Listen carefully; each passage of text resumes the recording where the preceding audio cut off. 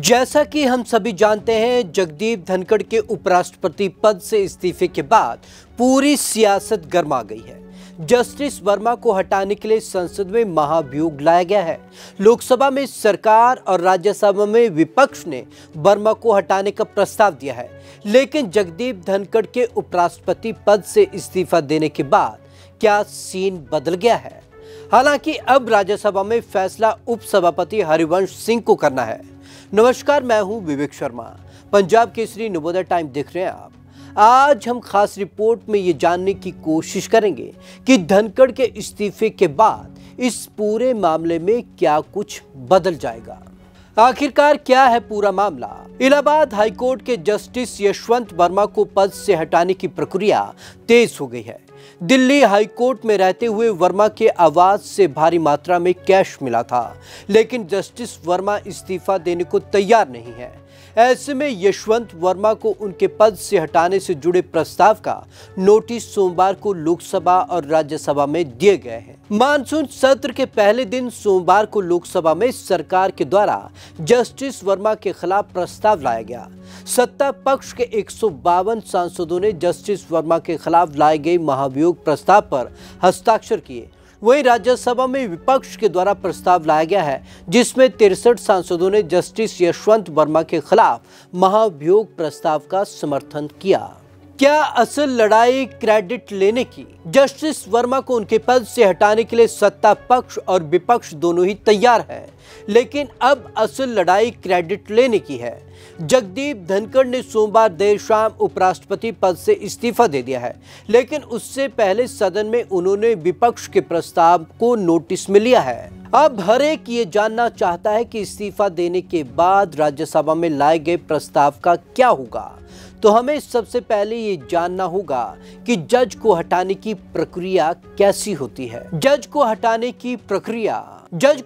की संविधान में बाकायदा प्रक्रिया है, जिसमें महाभियोग ऑप्शन है। जज को हटाने के लिए महाभियोग प्रस्ताव का पहला नियम है कि लोकसभा में 100 और राज्यसभा में 50 सांसदों का प्रस्ताव के पक्ष में साइन करना जरूरी है। सांसदों के हस्ताक्षर करने के बाद महाभियोग का प्रस्ताव लोकसभा स्पीकर या राज्यसभा चेयरमैन के पास दिया जाता है। महाभियोग या तो लोकसभा में चलेगा या राज्यसभा में। जस्टिस वर्मा को हटाने के मामले में सरकार ने लोकसभा में प्रस्ताव दिया है, तो राज्यसभा में विपक्ष प्रस्ताव लेकर आया है। जस्टिस वर्मा को हटाने से जुड़े लोकसभा अध्यक्ष को ओम बिरला सौंप गए नोटिस पर राहुल गांधी से लेकर बीजेपी नेता रविशंकर प्रसाद, अनुराग ठाकुर समेत कुल 152 सदस्यों ने हस्ताक्षर किए।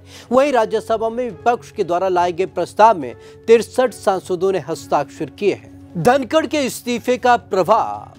जस्टिस यशवंत वर्मा के खिलाफ लाए गए महाभियोग प्रस्ताव के बाद सोमवार को जगदीश धनखड़ ने उपराष्ट्रपति पद से इस्तीफा दे दिया है।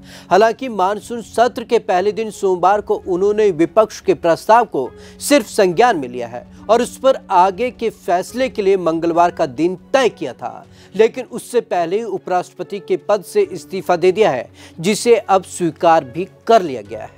जगदीप धनखड़ के इस्तीफा देने के बाद अब फैसला लेने की जिम्मेदारी राज्यसभा के उपसभापति के ऊपर आ गई है। राज्यसभा उपसभापति हरिवंश नारायण सिंह पर निर्भर करेगा कि विपक्ष के द्वारा वर्मा को हटाए जाने वाले प्रस्ताव को स्वीकार करते हैं कि नहीं। संविधान में कहा गया कि अगर एक ही दिन संसद के दोनों सदनों में प्रस्ताव आता है, तो फिर दोनों सदनों के सभापति बैठकर 3 सदस्यीय कमेटी गठित करते हैं। स्पीकर सभापति के पाले में गेंद। न्यायाधीश जांच अधिनियम 1968 के तहत कोई भी प्रस्ताव दोनों सदन एक ही दिन पेश किया जा सकता है, तो उसके लिए प्रक्रिया अलग होती है। ऐसे में अगर कोई प्रस्ताव दोनों सदनों में अलग अलग तिथियों पर प्रस्तुत किया जाता है, तो जो प्रस्ताव पहले दिन सदन में प्रस्तुत किया जाता है उसे ही विचार में लिया जाता है और दूसरा प्रस्ताव गैर आधिकारिक क्षेत्रीय हो जाता है। पीठासीन को स्वीकार या अस्वीकार करने का अधिकार। ऐसे में प्रस्ताव सिर्फ एक सदन में प्रस्तुत किया जाता है तो उस सदन के पीठासीन अधिकारी को प्रस्ताव पर विचार करने और उसे स्वीकार करने या अस्वीकार करने का अधिकार होता है।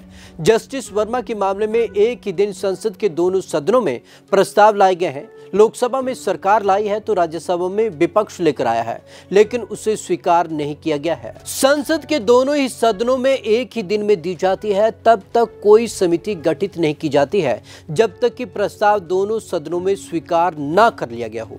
जहां ऐसा प्रस्ताव दोनों सदनों में स्वीकार कर लिया गया हो, वहां जांच समिति का गठन संयुक्त रूप से गठित की जाती है। तो आपको हमारी ये रिपोर्ट कैसी लगी, कमेंट बॉक्स में जरूर कमेंट करें। विवेक शर्मा को दीजिए इजाजत। नमस्कार।